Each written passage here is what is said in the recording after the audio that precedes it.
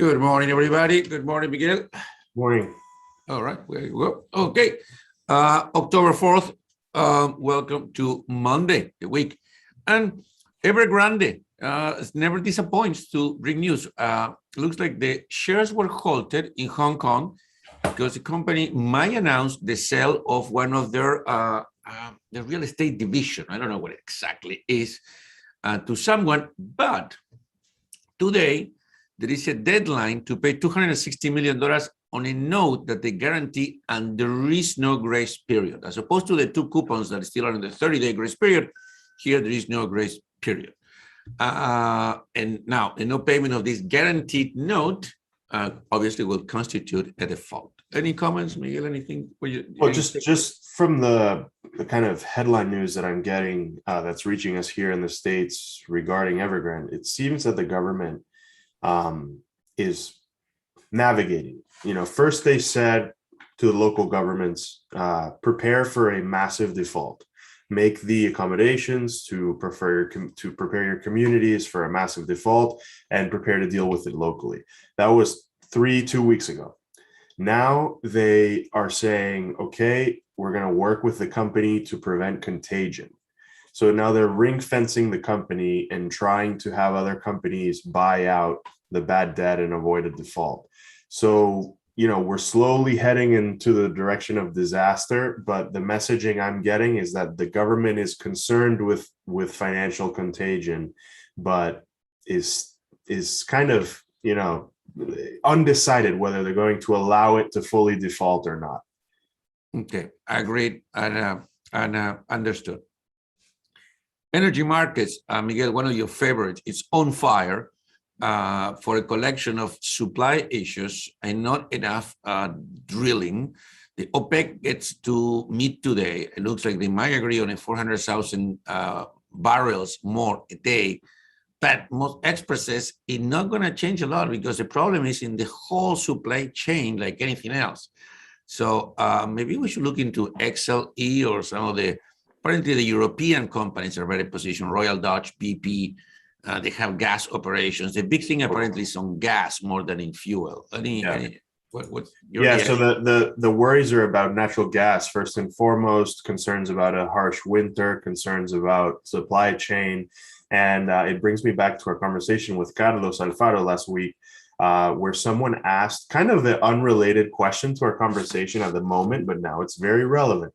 They were asking, what is China's energy strategy in this kind of mix of supply chain problems and misconceptions regarding demand?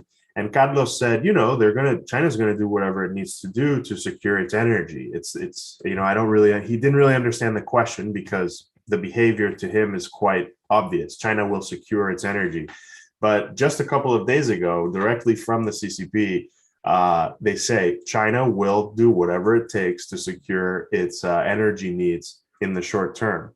So, if we're going to have problems with production and competition and explosive demand, China's going to be a big piece of that. And when China starts buying like crazy, the prices go crazy. Yeah, so I agree. We'll look into that and bring us to the next topic, which is Christmas at risk? A lot of comments everywhere that the ships are not making it on time. We might not get the toys that you order. Be careful with your online orders that you get promised to delivery and they don't get here. Yeah. What are your thoughts, Miguel? It's everywhere. They started talking about that. Yeah, well, it's the global supply chain problem. I mean, yeah.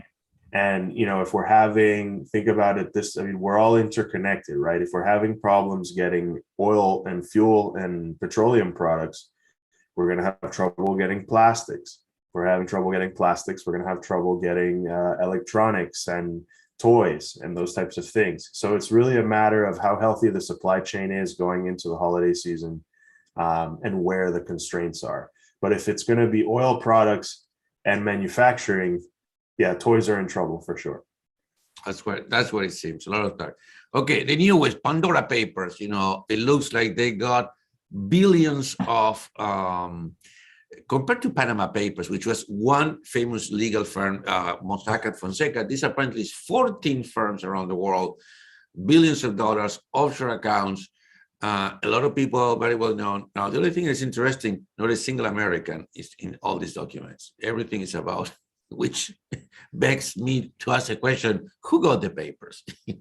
Who did